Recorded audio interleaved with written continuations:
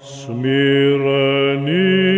то Твое, о Антонije, до совершено послушание Те донесе.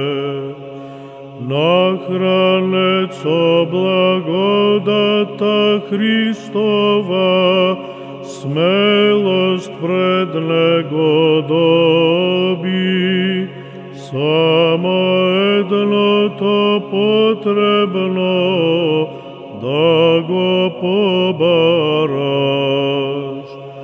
Радувай се, Отче свети, на кого гревовите му беа простени, и за нас моли се.